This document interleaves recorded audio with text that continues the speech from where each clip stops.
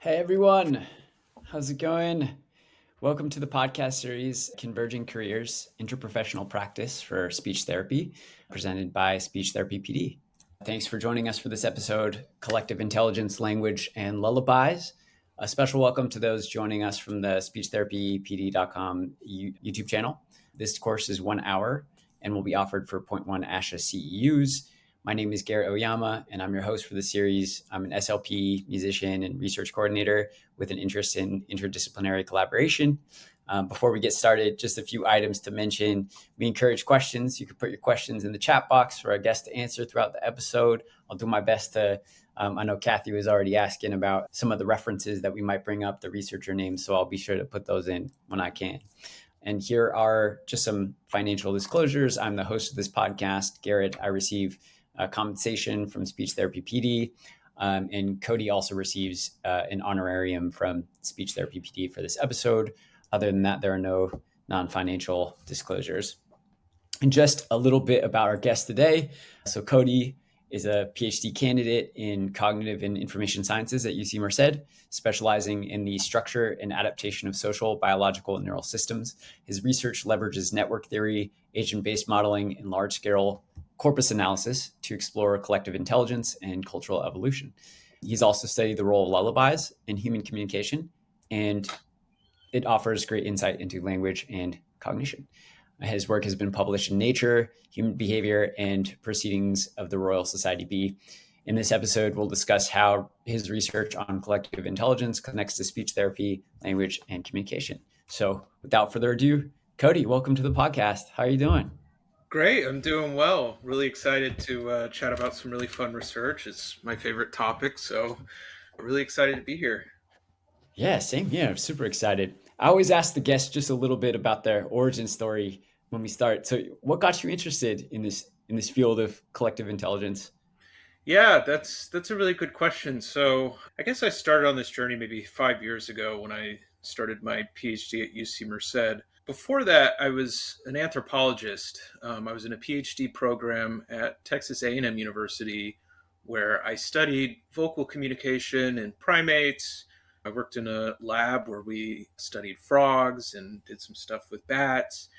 And during that time, I got really interested in evolutionary dynamics, and I thought more about, how can we think about this in terms of human societies and how people, collaborate and talk with each other? How is it that we get complex things like institutions or, nation states and things like that? And so I kind of made a transition from working on things like how primates communicate with each other to avoid predators, to how people come to a decision on, what their group is going to have for lunch every day, or to more complex things like how is it that scientists think and come up with new scientific theorems. And so it's been a blast just, running the whole gamut from the evolutionary social sciences to some more things like sociology during this period of time. So cool. Yeah. Well, I'd push back on the fact that deciding for lunch is less complicated than scientific theory. But yeah, that's so cool. If I could just hover on the vocal communication bit for a second, do you have any hot takes on, number one, is there difference in kind between how humans communicate and how other animals communicate, especially primates and what you're studying? And then if so, what do you think that difference is? Yeah, difference in kind. I guess the primary difference in kind would be language and all its, semantic rules that require a different kind of cognition than the kinds of things that animals are doing. Not to say that animals don't have things like referential communication where they can refer to things, but so much of their world is processed way differently than us. We have this ability to kind of just look at a wall of text and pull out things that are more or less equivalent to what we would be saying to one another in a certain way. But I think that there are really certain gradations, and specifically when it comes to speech, I think that there's a lot going on non-linguistically and that we can look at to understand how is it that we're more similar to animals. And so in particular, I was really interested in understanding how humans communicate with non-linguistic agents. So things like infants, things like how do people communicate with animals, which we do a lot when we're, say, hunting or trying to deceive them, and aspects like that. And when you start looking at things like prosody or tone or just the way that speech is produced, suddenly all kinds of commonalities arise that you wouldn't just get merely looking at language as a system. Yeah. Yeah, so cool. Well, I was going to ask about this at the end, but maybe this seems like a good bridge to start talking about your research into lullabies maybe first. Yeah, sure. Yeah. Could you describe maybe what you did and we could talk about Yeah, maybe how that's totally. relevant? Yeah, so a lot of my research before I started doing all this network science and agent based modeling, before I came to UC Merced, I was a visiting fellow at Harvard University in their music lab, which is in the Department of Psychology. They've moved now, I think, to Yale and Auckland University in New Zealand.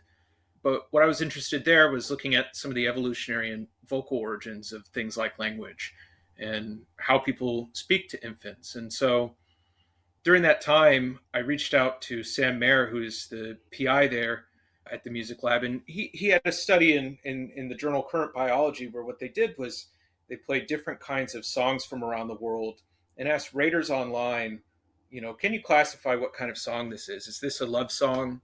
Is this a lullaby?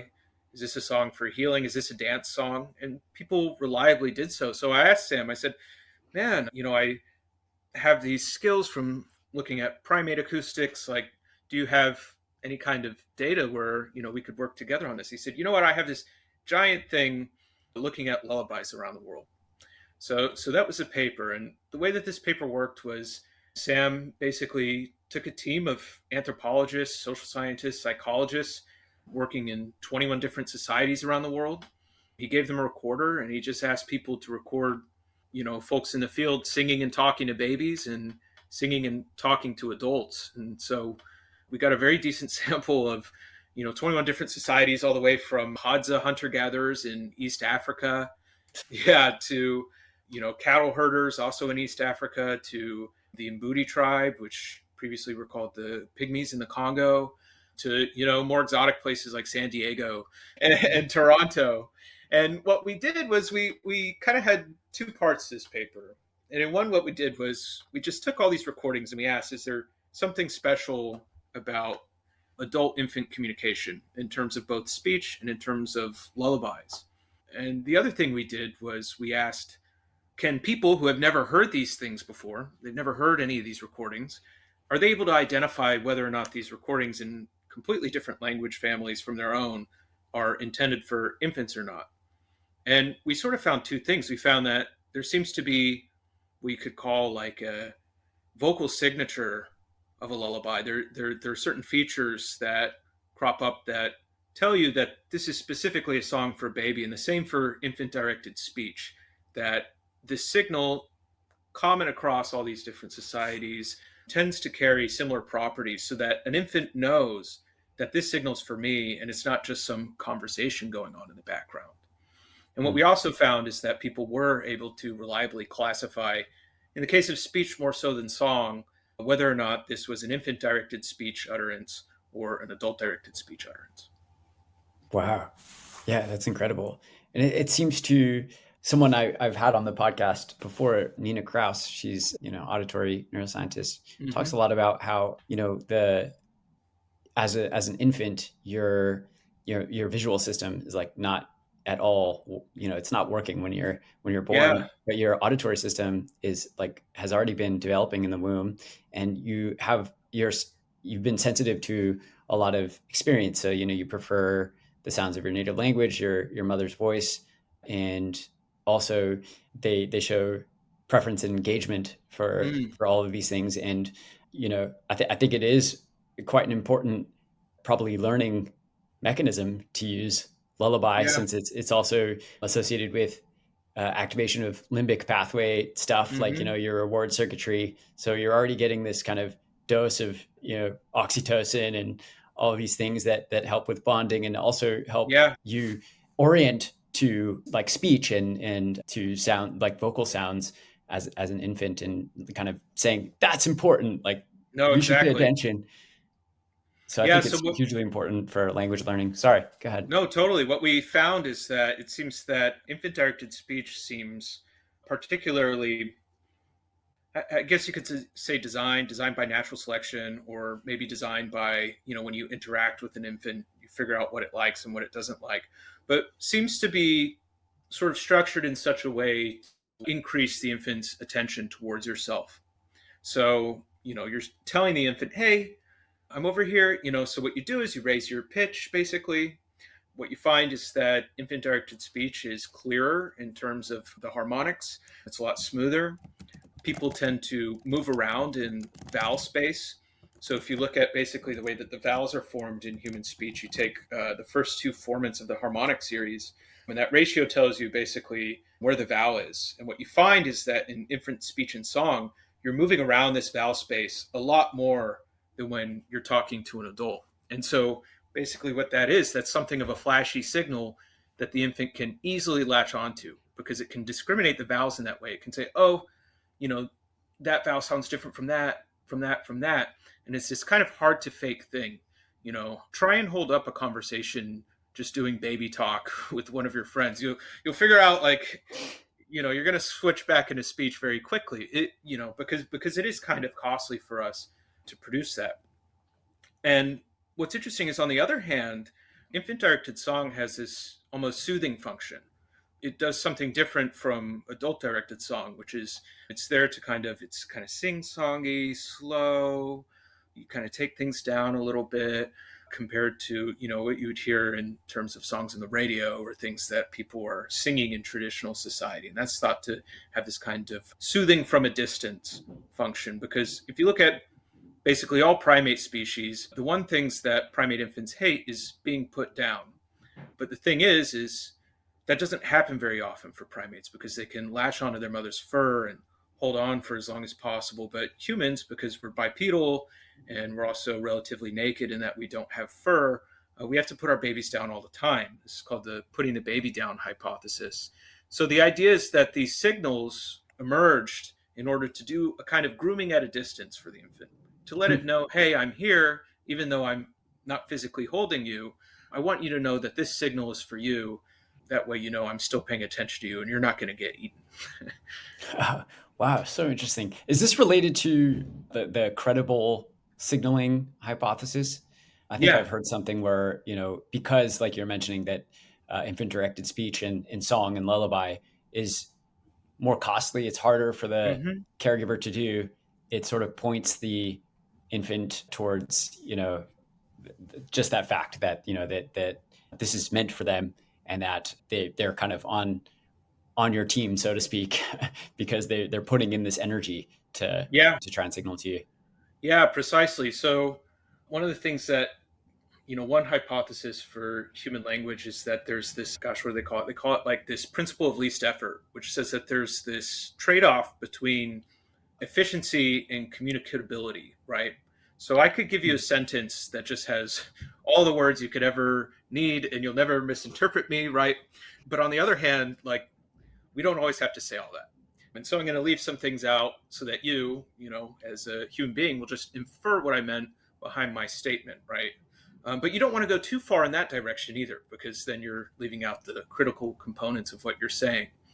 And so you have this kind of, high effort versus high communicability. And I think in infants, you're more on the effort side and saying, Hmm. hey, just to let you know, like, I'm definitely here trying to give you what you need to know. Yeah, you're scaffolding, right? And I think No, that precisely. and that relates a lot to what speech therapists might know, which is that the sort of the zone of proximal development and Mm. learning. Like, you want to be right at the edge of, especially if you're kind of helping to train these communication skills. Because I guess the idea is that if you want to increase, maximal communication flow in this system, this family system, you want to be able to, train this node, I guess, Mm. in such a way that will eventually provide that, be the most independent, like, be able to communicate in the best way possible. So you're sort of getting them at their limits, and then sort of Mm. bringing them up towards more efficient and better communication, Yeah, yeah.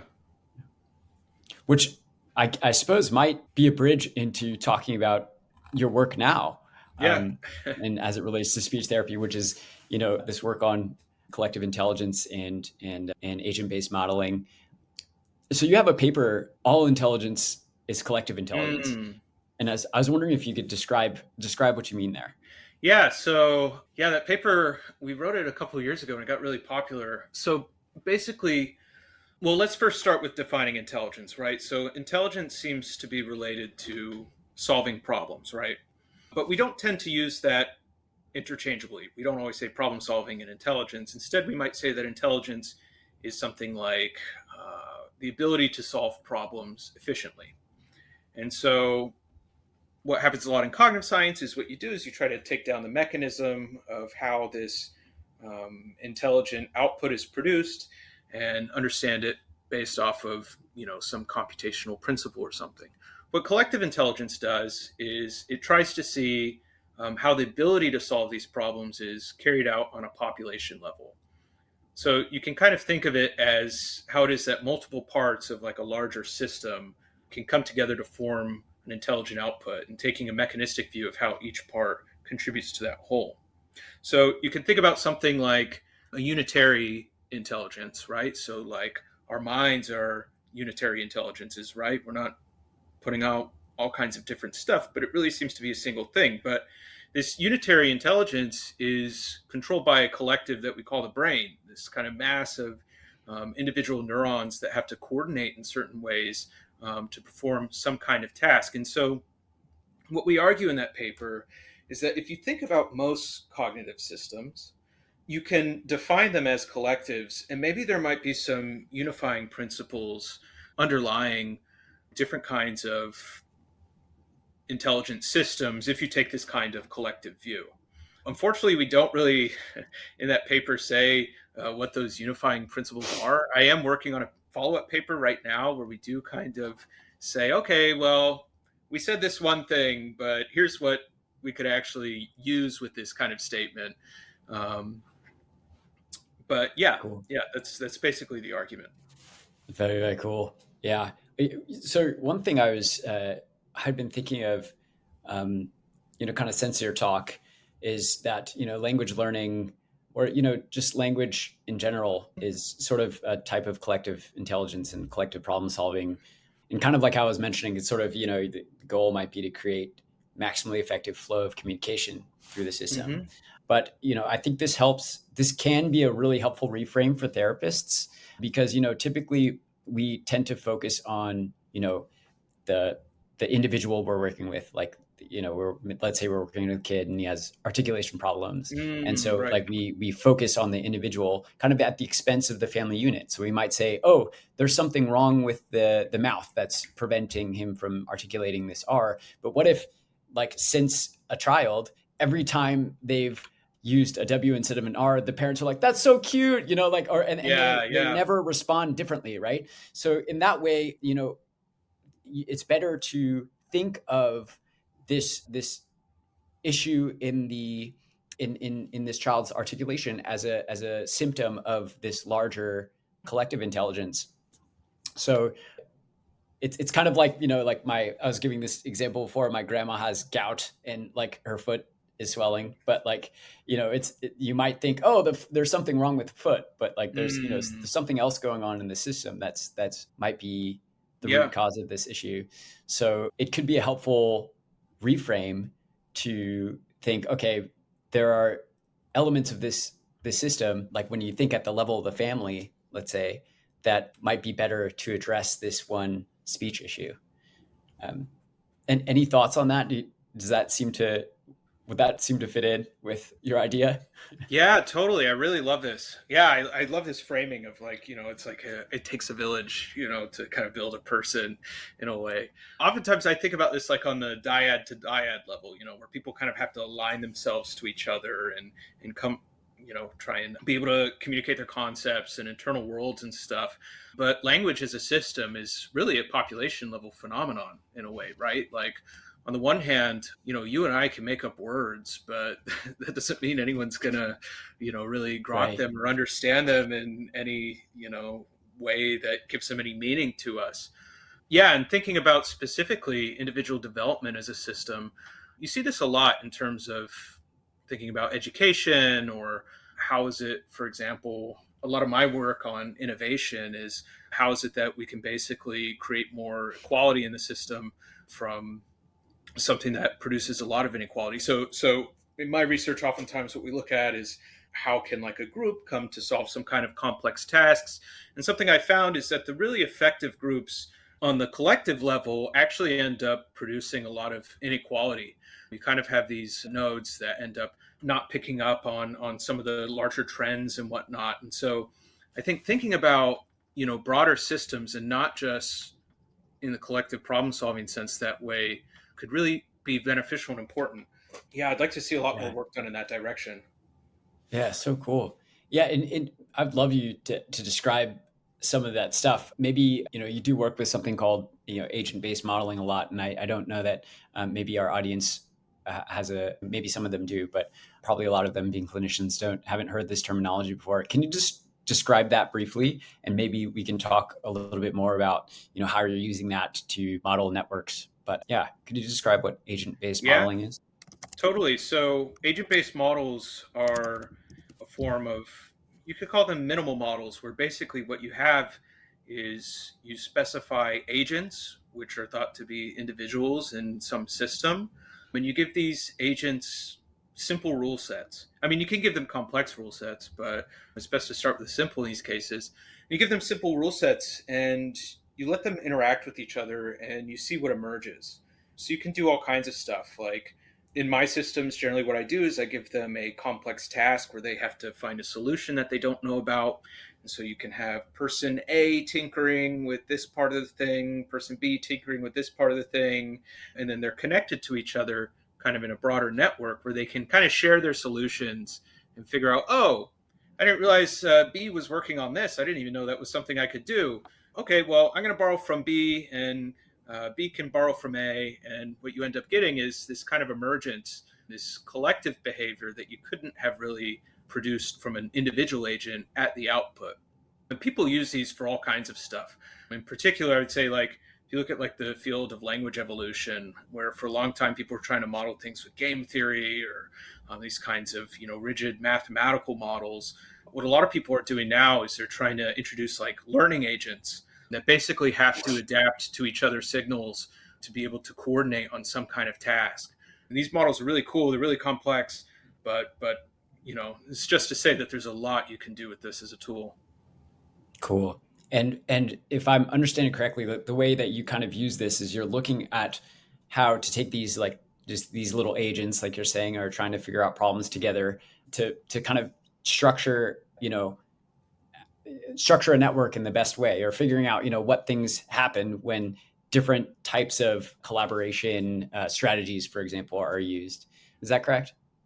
Yeah, that's right. So you can think about it basically in the networks. You can have a situation where all agents are able to talk to each other, and it's like everyone being in the same room together, sharing the same ideas. And oftentimes, what you get there is it's as if you just have one person, because if everyone's sharing the same ideas and they're all kind of, aligning on the same things, then really you have one agent. But if you kind of put people in different rooms, right? If you structure them differently, then you'll get more diversity of conversations going on.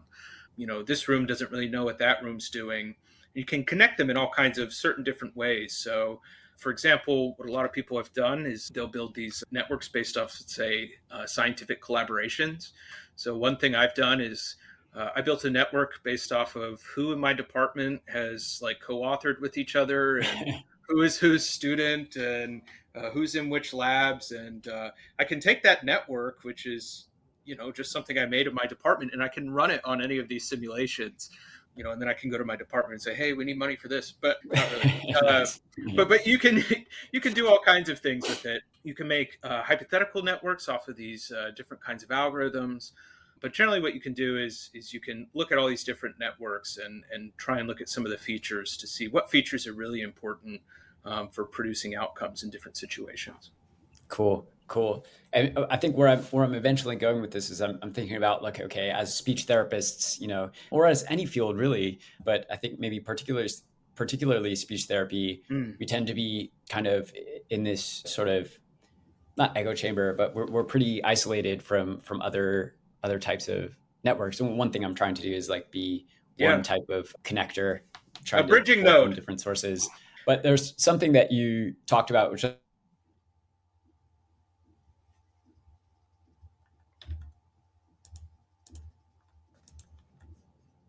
Oh, I dropped for a second. oh, no worries. Yeah, I was just wondering if you could describe what a loser node is. Oh, yeah, sure. So this came from a paper where we were doing this complex task called the potions task, where the way that it works is that you can imagine that each agent starts out with a set of like 6 different potions. And I give them a rule which says you can combine 3 potions. And if you get a certain kind of combination, you'll get a new potion out of that combination, right? Most combinations are false and don't give you anything, but a few give you a new potion. And then you can take that new potion and then you can combine it with the old ones, so on, get an even newer one, and all this stuff. And basically, the way we set it up was that the agents have a bias for novelty. So whenever they get a new potion, they're more likely to use that than their older ones. So out the gate, usually what happens is the agents will combine their potions a certain way. They'll get that new one and they'll keep doing it, but they'll never go back to that original set of potions and, combine them anew. And so what this creates is path dependency in the model, because what you have is you actually had 2 different trajectories of potions that could have been combined that the agents didn't know about. So, while you're climbing one trajectory, you don't realize that this other one's there. And basically, the way I had it set up was that the simulation ends when you find the top potion of each of the 2 trajectories and combine them. So what we found is that fully connected networks, ones where everyone's talking to each other, do really poorly at this task, because they'll say, hey, I found this new thing, and then they'll climb up one trajectory and they'll be like, all right, we're done, right? Well, as less connected networks, where you have different kinds of conversations going on that are then kind of talking to each other, are able to then basically climb both trajectories in parallel and then find that last potion by saying, hey, I found this. Oh, you found that? Let's see what happens when we combine them. So we said that one principle that drives doing well in these kinds of complex tasks is the idea of transient diversity. So the ability of a group to basically have a bunch of different opinions or thoughts, or the ability to hold multiple hypotheses about the world. And it's transient because while everyone needs to have different ideas, they need to be sharing them with each other. This is related to something in biology called Fisher's fundamental theorem, which says that the strength of selection in a natural system, in an evolutionary process, is related to the amount of diversity in the population. So you get better things by having more diverse genotypes. But one thing we found is that when you look, you find that these certain nodes don't seem to be contributing very much to performance in the rest of the system. So you'll have these nodes that are doing really well at the task. They're just climbing up and up the trajectory, while a few others seem to be stuck. They don't seem to be changing. But what happens is that when you remove those nodes that aren't doing anything, the population really can't complete the task. It doesn't do very well. So we call them these loser nodes, but really they're hero nodes, because if you don't have them in the system, then you don't do very well. But that said, they have these, you could say, second order effects, where you can't really point at them and say what they're doing, because it seems that they're not doing well, but it's very necessary to have them. And so you can think about loser nodes as like individuals in a population who really aren't part of the larger conversation, but they're able to say Be me something. on my end too. Oh, whoops.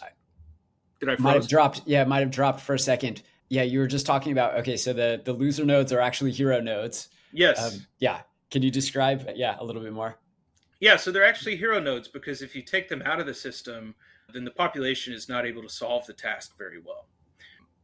And basically, you could think about them as people who are not a part of the main conversation, but what they're doing is they're still basically exploring diversity on their own and giving that information to the rest of the group. And so we found one type of network, actually the best type of network at this task is one where you have this really tight group of people all talking to each other in the middle, and then you have these outbound loser nodes that are kind of off, in space cadet land with their own ideas, kind of telling this centralized group, hey, we figured out this new thing, good luck with it. Because that centralized group can take that new information and kind of run with it really quickly, whereas the ones that are exploring on the outside really aren't doing that. Yeah, that's so cool. That's so interesting. And I know this isn't like a proof of this is like exactly how, we should structure human networks, Yeah. but it does seem like it does kind of make sense in my head that, you would have, like in history, if you're trying to find optimal solutions to Yeah. problems, you can get stuck really easily. I'm thinking back to grad school and in speech therapy is Mm-hmm. like most people learn certain paradigms, which then are like they filter their knowledge all through those paradigms. So those Yeah. things are never questioned. And sometimes to get, because, if you really take a step back, I'm having all of these conversations about speech and language Mm. because there is a lot of mystery still. Yeah. We understand quite a bit, but there's still so much that's not understood.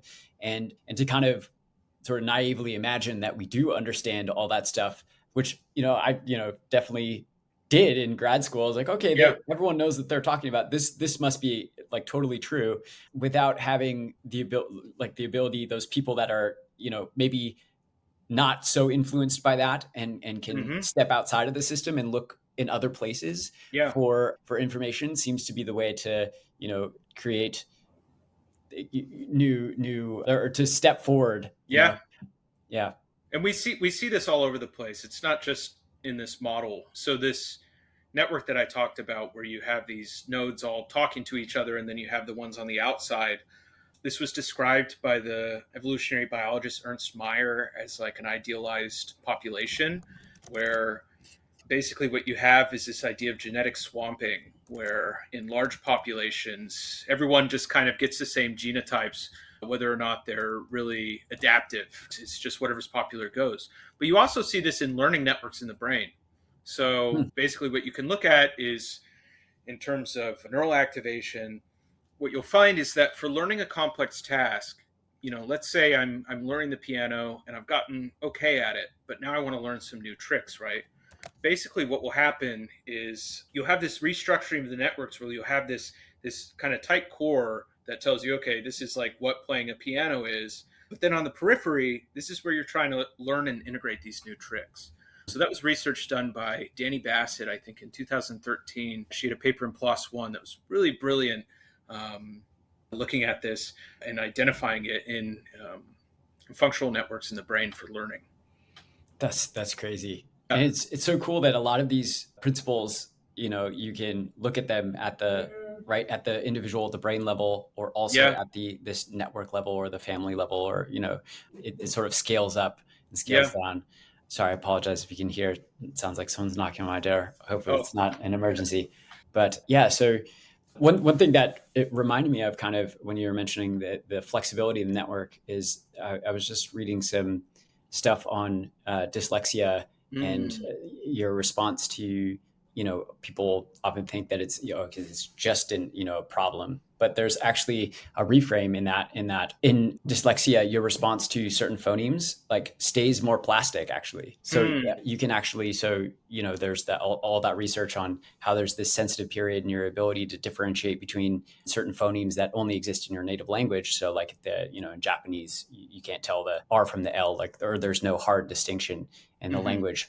And your ability to hear that as you grow up, like learning Japanese, you stop being able to hear that contrast. But Mm. in like dyslexia, for whatever reason, that boundary stays flexible. So it maybe an issue is that those mappings aren't so stable, but that the the boundary at Yeah. least is flexible, so there's opportunity for learning. So there's always kind of like a reframe somewhere. Yeah. Yeah. That's really cool. I didn't know about that. There's this idea of, basically in a population, you need like a certain ratio of innovators to maintainers, right?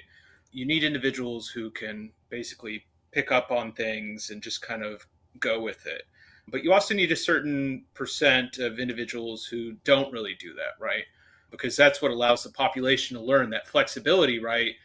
You can basically produce something that the rest of the population isn't doing. It's adaptive. And then the maintainers, when they see that, oh, this is beneficial, they can end up picking up on it. So the flexibility has to be somewhere in the system. And that doesn't mean that it has to be in everyone at the same time. Just that, you can have more flexible folks than others within it. And I like thinking about that because it really says something about the importance of, I don't know, diversity in all sorts of different forms, at least in my mind, right? Yeah. I think about it specifically in terms of like neurodivergence and things like that. Where actually for certain forms of it, it might be a massive strength versus, something to really be kind of looked at badly. Yeah, absolutely. Yeah, it's amazing to see, have a lot of kids that I've worked with in the past that have had these, just incredible abilities, whether it's like, they might be like nonverbal. So you would assume that they're not, like a lot of teachers and things like that might be assuming, oh, they're not learning, or they don't understand, not processing any of this. But then, we find out later that they're just reading, or and when you come across these little things, it's like, wow, okay, we were totally underestimating, all these amazing things that you could do, and They're doing it reading way differently. past their level. Yeah, and doing it differently. Yeah, yeah, very cool. Yeah, doing it Very outside cool. the system. I love that. So, what things are you working on right now, and what Yeah. things are you kind of hopeful for in the near future? Yeah, I'm working on a number of things right now. One is I'm trying to take some of these models where, I talked about this loser node phenomenon and stuff. Oftentimes what you get is the way that this gets discussed is we talk about the population level benefits of certain network structures. So we say this type of network structure is good for this type of problem, this one's good for this type of problem, so on and so forth. But we never really pay attention to what's actually happening to the agents inside. So basically what I'm doing, and we're going to finish this paper in the next couple of weeks, I hope, is we're trying to turn this into a causal theory where we look at the specific agent level contributions to what's happening in the population. So can I zoom in on a node in the system and say, like the loser nodes, how important it was that it was doing this behavior at this point in time?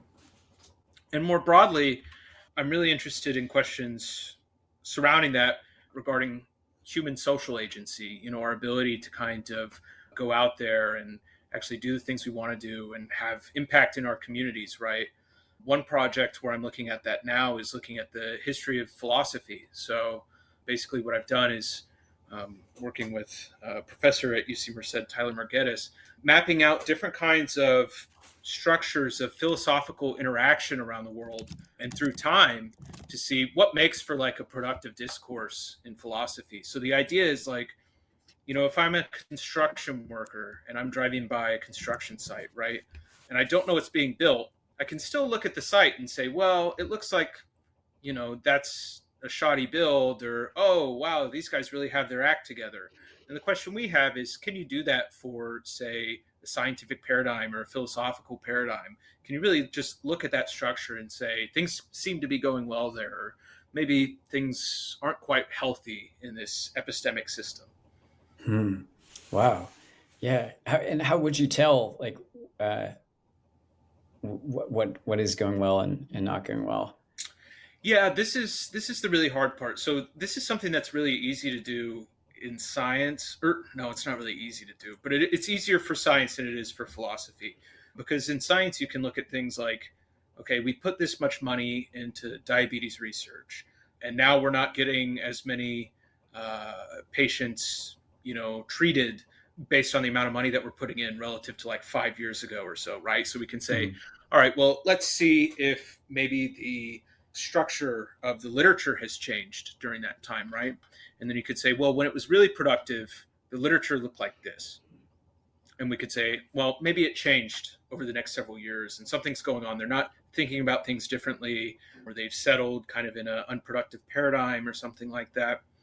In philosophy, it's a little bit harder because, different philosophical schools have different things that they're trying to do. So one thing that we look for is synthesis in ideas. So is it the case that if you have a bunch of different communities, is there someone who's able to basically sit down and take all these different ideas and, turn something out of it? This is, maybe what Plato did with the thoughts of Socrates, and others. Kant was supposedly trying to do this with German idealism. Can we actually quantify when these figures show up that they've done something with the information around them? Wow. Yeah, fascinating. I'd love to do that with speech therapy broadly, just Yeah. to, kind of know like us as a field, even if like, should we be trying to model other fields, or, maybe we continuing it to do it, in this very unique way or discipline specific way, or, what's the best way to try and create better solutions, more optimal solutions? How much diversity should we be, getting in the system, and Yeah. how Yeah. many fields should we be talking to? Well, it definitely shouldn't be zero. So at least that's what I'm trying to do, talking to people like you. And, the upper bound is quite high, but the lower bound is definitely not zero. yeah, right. Exactly.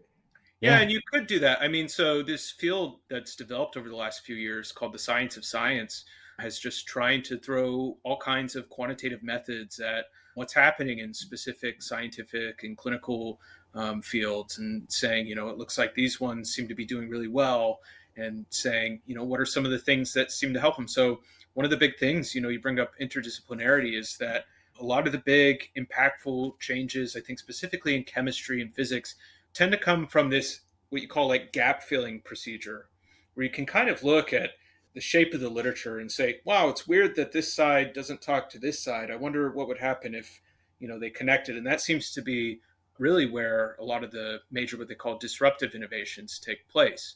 And so you could do that, hypothetically with any field, kind of find where these gaps are and figure out, is this something that can be done? Cool. The science of science. Yeah. Yeah. Yeah. And just that, I think one huge important thing for everybody, in definitely speech therapists included, is this sort of stepping back that you're doing, Mm. this sort of meta perspective, looking at, intelligence on different levels. And, I really think that it would help speech therapists by looking at larger systems, because I think we get really stuck on, you have a kid that comes in for an evaluation, and you never, and maybe you get the parent's opinion, or you Yeah. get the parent report, but you don't really look at, okay, what are the family dynamics that are going on? What are the community dynamics? Like, this child is definitely nested in a set of different systems that are all functioning in different ways, and the communication system in place in those different areas is 100% affecting Yeah. how they're developing communication. So, like, I think a lot of times, like, it's sort of like, I was thinking about this like basketball analogy. So, it's like, if one player on the team isn't passing, sometimes we're like, oh, the speech therapist answer is like, oh, it's his muscle fibers. He's Right. like, he like can't Yeah. pass Yeah. because Yeah. of the muscle fibers. But it's like, maybe like the coach is calling different plays. Yeah. Maybe like he's not understanding different, being in the right place to necessitate passing, whatever it might be. There are all these like things that are going on at the level of the team, so to speak, Yeah. that are not being addressed.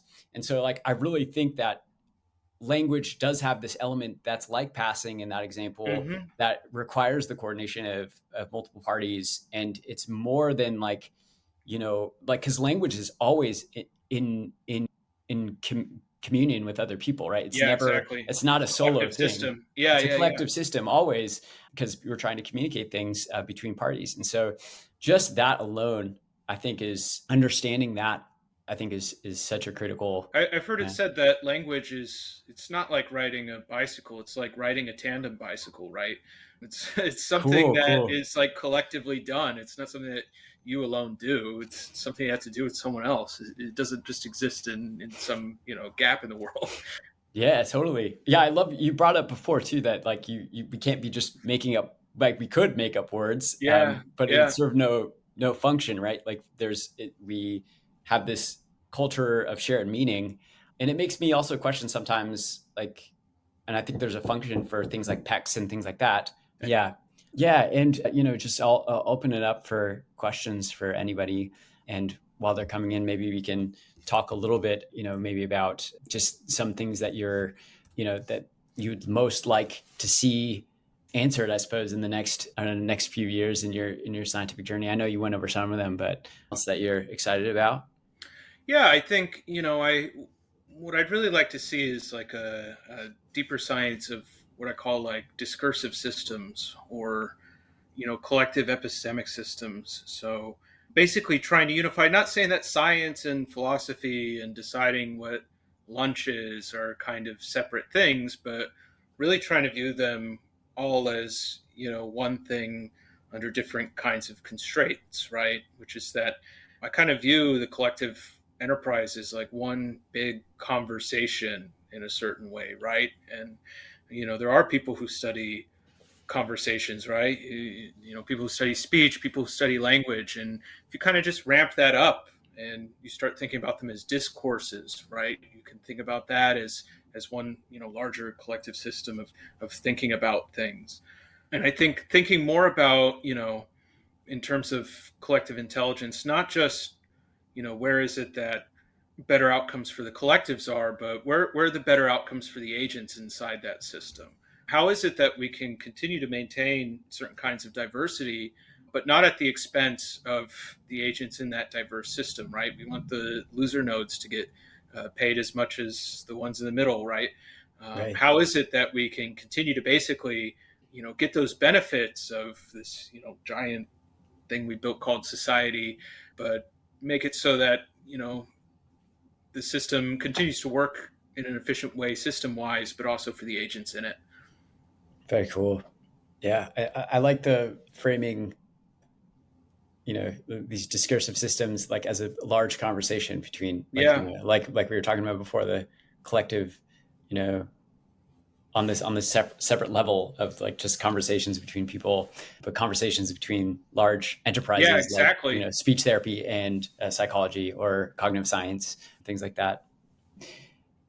Lisa is asking, how do you handle competency levels between agents? Hmm. Like when someone has great ideas, others not so good. Yeah, that's a great question. So, one thing that we find, or one of the statements that we make in that paper that I talked about with inequality, is we say that we have these genius effects arise among dumb agents, because what you find is that the agents all have the exact same rule set, they're all doing the exact same things. Uh, but nevertheless, you have ones, because of their position in the network, who are doing more work than the others, right? It seems that more information is flowing through them and out of them into the rest of the system. It's impacting where the group ends up. And that's all completely structural. It's not based off of just the competencies of those agents itself. And I think one thing that would be great to do is to try and align some of this kind of network science, simple agent based model stuff with things like what you see in like IO psychology or in personality psychology, right? And understand, it's not just a question of where is it that, or how is it that we structure the system the best, but also where is it that we place people so that they can kind of, fill out kind of a productive role in the system, but also do something that they want to do so that they still have agency and it's not just simply having an assignment.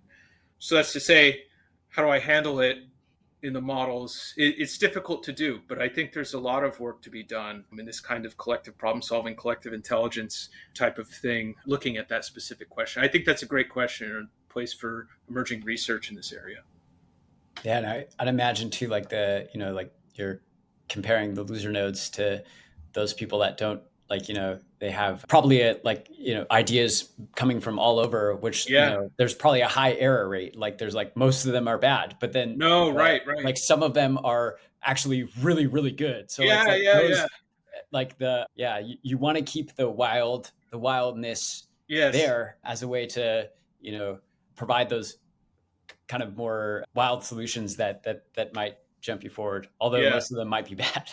Yeah, yeah, yeah. Like You don't bad. want to listen to the crazy guy all the time, right? Right, right. But sometimes, Sometimes he just gets it right. yeah, yeah, yeah, definitely. Well, man, thank you so much, Cody. You're an inspiration. We really appreciate your expertise. And yeah, where can people find you if they want to learn more? Yeah, I have a website that's called culturologies.co. I don't know why I didn't pay for the extra M at the end. Maybe I'll change that the next time the domain thing comes up. But it's all on there. I've written uh, my academic articles are on there. I post them so that there's no barrier to having to pay. Also, just stuff I've written for magazines and the like. I've done a few things talking about like human communication with animals and such that are you can find on there. But yeah, that's probably the best place to find me. Very cool. Yeah. Any last marks or conclusions that you'd like to leave us with? Yeah, one thing I just want to say one more thing about the infant directed speech, which is, Yeah. why do I think it's really important to study communication in terms of infants and also in terms of animals and these non-linguistic agents, because my view, communication isn't just about syntax and semantics alone, but what is it that we're trying to do when we communicate with each other, right? We're doing all this like prosodic stuff. I'm moderating the levels of my voice in certain ways to make certain points, and really that is clear more than anywhere else in these systems where you're trying to do the exact same thing that we do with people, but in the absence of language. And so you can think about speech, prosody, all these things as this kind of glue for the linguistic system that if you just cut out, the language part of it, we would find this kind of really deep richness that's just associated with the whole human experience that really I think gets undercut sometimes when we're thinking about language specific stuff. And so I think there's so much work to be done there thinking about babies and how babies learn to talk and so on and so forth. So, I mean, it's not a literature I'm too much engaged with anymore, but it's one that I'm constantly following and trying to take new stuff from when I'm thinking about kind of research questions for myself. Yeah. Very cool. That's really beautiful. I was speaking with one of the grad students in the comm program recently on the podcast who's studying, his name's Eli. Mm. And one thing that I was also talking about with Anne is that she actually thinks that, there is this sort of over focus on, sort of the reinforcement learning aspect of, Oh, huh. of speech at the expense of what might be kind of this innate curiosity and also Mm-hmm. desire to connect. And one thing that, I was reading this Becoming Human, this Thomas Ello book recently, and he talks about one of the, differentiators between primates and humans is like, and also, humans and any other species, is this thing called ostension, where like Yeah, a right. kid will like, they'll just bring a toy up to you and say, check this out. This is awesome. They don't want you to do anything with it. And Yeah, all they want is for you, and they won't be satisfied unless you share the enthusiasm with them. yeah, And I think this he argues like that is sort of the basis of language and communication. And like you're talking about this glue, and also that like, it's the glue for connection, right? yeah, And yeah. like our deep desire for connection that like helps, you know, like make this glue grow, so to Yeah, speak. exactly. But yeah, yeah, very cool. Yeah, thank you. And I think just for everyone else, yeah, feel free. We still have a couple minutes if you want to put in any more questions. Yeah, maybe I can ask just really quick about the other animals that you're studying, because like, I'm super interested in vocal communication. Hmm. And one thing I learned recently is that there are only a few other animals that could tap to a beat or Oh, follow yeah, a beat. yeah, yeah. Have you when you were working with other animal, vocal learners, did you ever witness that? I've never seen that, and it's rare that you even see, even melodic entrainment between animals, right? So it seems that what rhythm is doing is it seems to be some kind of alignment. At least, I mean, this is kind of the hypothesis I like, is that it gives you the ability to align with others in the group, right? So it's like this beat tapping thing. Suddenly, now we're all doing the same thing. Okay, now we're coordinating. So this is why people are able to dance and so on and so forth. You know, why this is the case is it's really hard to think about. Why would that have emerged in the human system and not in too many others? I know some folks have said something like, "Oh, maybe it helped make with territorial signals or something, but I don't really know. Our ability to kind of entrain with others in a musical pattern still seems to me like a massive mystery, and especially given how few other animals have that ability, it's really peculiar. Yeah. Yeah. If anyone's interested, there there's this parrot, I think, or a parakeet snowball Mm, that has, maybe it's a cocktail. I'm not sure. I don't know, some kind of bird that dances, like has a bunch of different dance moves, and there's a lot of cool clips of it dancing to like Backstreet Boys and stuff on I YouTube. I had a very brief commentary in behavioral and brain sciences about that cockatoo, Oh, nice. and it's titled "Why Don't Cockatoos Have War Songs?" And the question is like, okay, yeah, some animals do seem to possess what's required to have the music system that humans do, but why is it that you don't hear them having rock songs and stuff? And the argument we make is the similar one that, I don't know if you know Christensen and Chater's idea for language, that it's its own complex adaptive system that's sitting on top of the brain rather than something that comes out of the brain. Hmm. Um, we basically say this for language, and we say, okay, well, it seems that music is this kind of thing out there that's evolved on its own and is kind of expanded upon by the cultural evolutionary process. So this is why oftentimes you find that music goes line in line with identity, right? You go to certain kinds of, just say, like rock Yeah. shows or something, and people are all dressed the same. And there seems to be Yeah, some kind totally. of function with how we kind of see ourselves in the world, our groups, and then how our music is structured too. Yeah. Yeah. Cool. Could you spell that for the audience, that those researchers in that theory? Yeah, so this is Morton Christensen and Nick Shader. Should I post it in the audience? Oh, here we go. Yeah, sure. Oh, they're perfect. Yeah, and they Yeah. view language. What they say, look, their argument is contra Noam Chomsky, who says that language is a product of the brain. They say, well, look at all the inefficiencies in language. They're like, if language was a system, of its own, it should be way more efficient than it is. And so what they argue is that language evolved as a system to adapt to some of the irregularities of the brain rather than the other way around. So language on its own is this kind of complex system that then ends up getting captured by our brain's abilities, seems to kind of reverse that traditional story. Right. Yeah. Yeah. And yeah, I guess it's, of course, there'd be human universals because there's human like constraints from the brain everywhere. Yeah, yeah, Yeah. yeah, Across exactly. cultures. Yeah. Cool. I'll definitely look into that. And there's some interesting research also looking at, say, I mean, you probably know about this, like the certain distributions of phonemes around the world, and then relating that to, say, like structure of the jaw in certain places, or say like the nasal cavity, right? Such that in northern latitudes you'll have certain phonemes because people don't want to expel that much air and Whoa. end up Okay. getting colder. Didn't know Yeah, that. yeah, yeah. So this is Caleb Everett is the researcher who's done a lot of work on this. His father was Dan Everett, who worked among the tribe, the Piraha, and found that their Oh, yeah. language doesn't have, supposedly.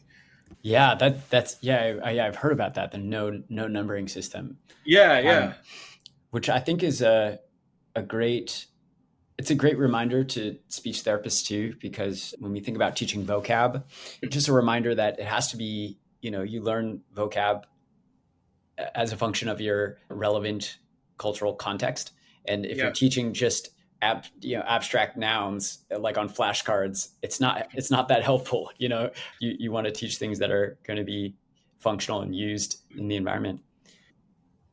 Yeah. Well, Cody, thank you so much. I think we're a little past, so we're good. But just appreciate your time. Yeah. Yeah, yeah. Thank you for Kathy having me says on thank here. you. This was a blast. Yeah. This was awesome. Hopefully we can chat more in the future. Yeah, totally. All right, everyone, take care. Bye bye.